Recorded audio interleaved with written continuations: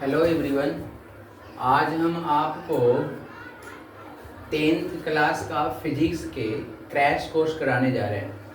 और इसमें हम आपको चैप्टर 1 फिजिक्स के चैप्टर 1 से जितने भी क्वेश्चन आते हैं वो सभी क्वेश्चन आपको पढ़ाने जा रहे हैं। और उसमें ऑब्जेक्टिव और सब्जेक्टिव आज दोनों हम करवा देंगे। कल हम चैप्टर 2 से करेंगे, आज हम चैप्टर 1 के करते हैं। चलें बिना देर किए हुए हम आपको बताते हैं। देखिए, सबसे पहले इसमें से कौन कौन से क्वेश्चन है जो आपको हमेशा रिपीटेड करते रहता है और आने की चांस रहता है, यानी कि हमेशा ही आता है। हम ऐसे क्वेश्चन को आज हम लोग पढ़ेंगे। सबसे पहला है ऑब्जेक्टिव क्वेश्चन है। इसमें से पूछता है पहला क्वेश्चन कि किस दर्पण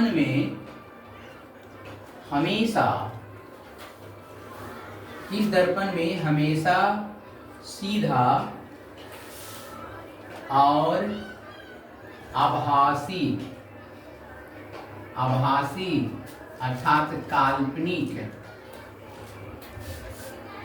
प्रतिबिंब बनता है। ये आपका पहला क्वेश्चन है। इसका आंसर होगा समतल दर्पण।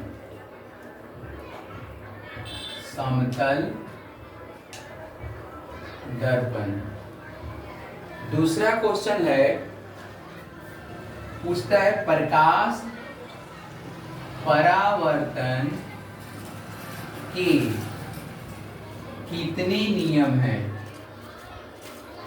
इसका आंसर होगा प्रकाश परावर्तन के 2 नियम हैं।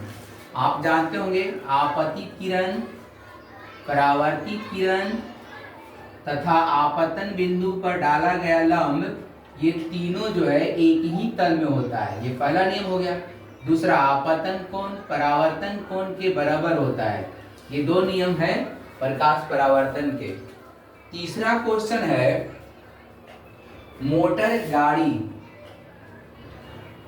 मोटर गाड़ी हमेशा रिपीटेड क्वेश्चन है। मोटर गाड़ी के साइड मिरर इसको कभी कभी लिख देगा पश्च दृष्टि दर्शन। याद रखिएगा, कहीं कहीं साइड मिरर अंग्रेजी वर्ड है और इसको हिंदी में लिखेगा पश्च दृष्टि दर्शन के रूप में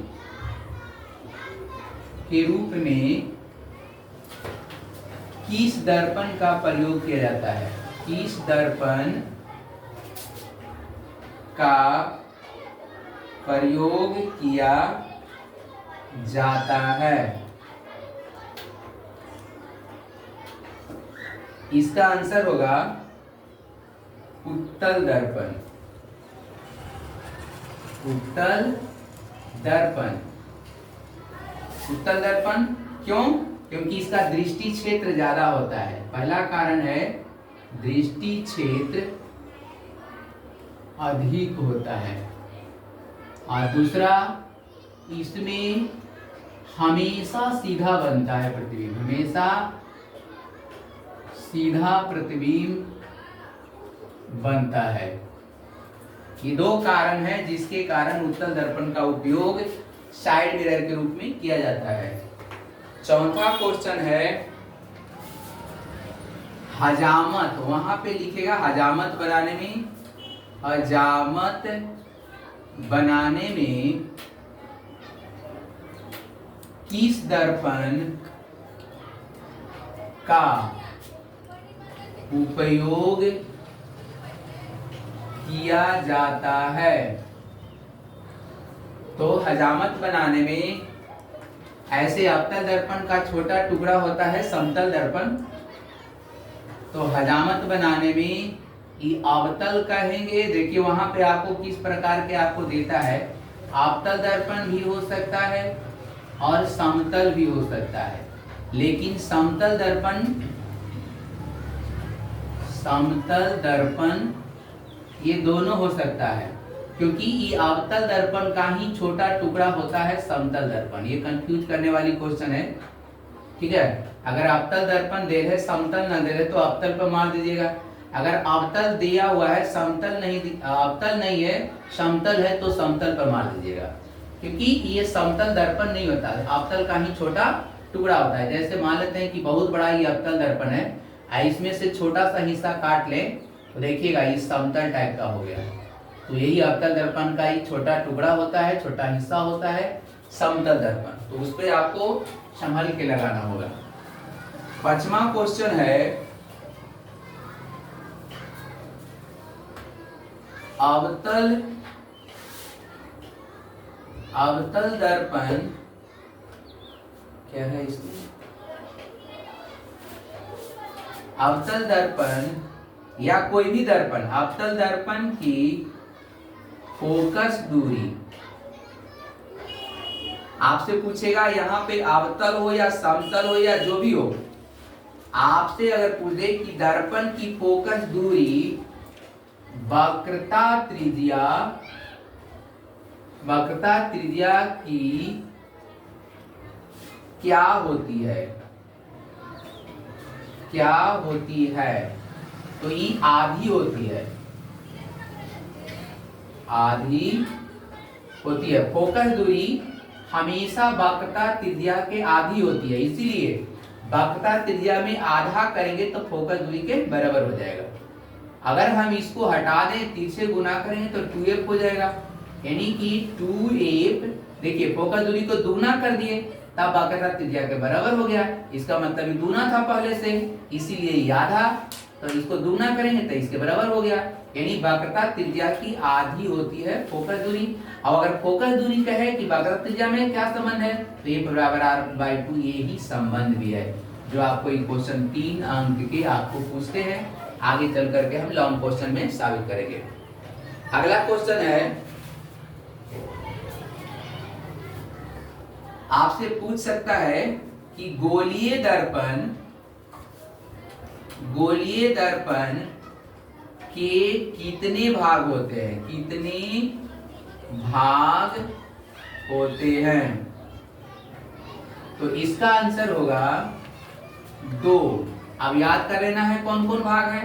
गोलीय दर्पण, देखिए ये गोलीय दर्पण है, अब इसको बीचे बीचे काटेंगे तो 2 दर्पण बन गया।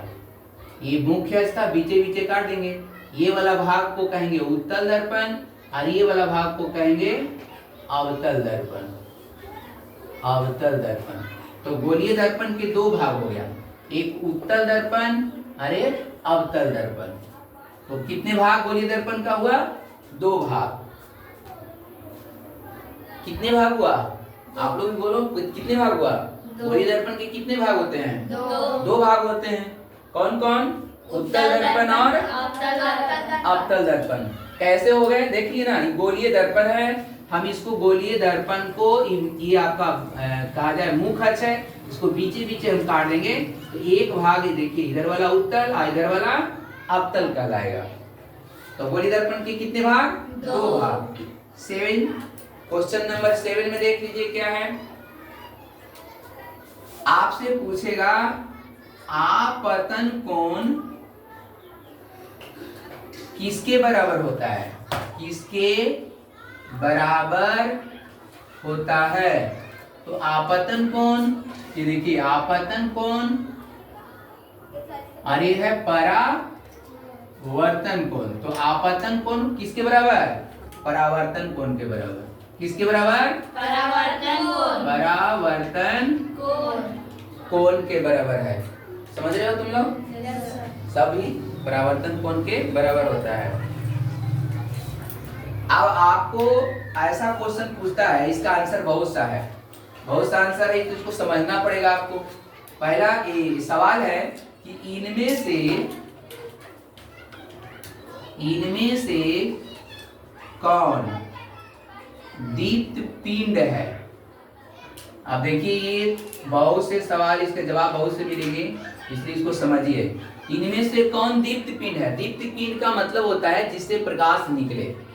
अब जिससे प्रकाश निकले ऐसे पिंड कौन कौन से होंगे बता सकते हैं? सूर्य होंगे, चंद्रमा होंगे, और ऐसे कृत्रिम तरीके से देखा जाए तो बल्ब होंगे, और एक प्राकृतिक में जुगनू जिसको कहते हैं, भगजोगनी हम लोग पढ़ते हैं, जुगनू। भगजोगनी देखे होंगे रात में उड़ते हुए, देखे हो रात में भगजोगनी उड़ते देखे होंगे, एक कृत्रिम हो गया, ये भी आपको प्रकाश स्रोत का एक प्रकाश स्रोत है। तो ये सभी प्रकाश स्रोत है, इसको दीप्त पिंड भी कहते हैं, इसको दीप्त पिंड भी कहते हैं। तो वहां पे आपको कोई एगो ऑप्शन देगा, जब सूर्य दे दे, चंद्रमा दे दे, बल्ब दे दे, या फिर आपको जुगनू दे दे, तो ये सभी आपका दीप्त पिंड होते हैं। ठीक है, अगला क्वेश्चन है, ये किस्त वाला तो हो गया, आगे मैं डालूं इसको। चलिए आगे देख, अब इससे ज्यादा आपको इसमें पूछने वाला नहीं है, इतना अगर याद कर लिए तो समझिए इस चैप्टर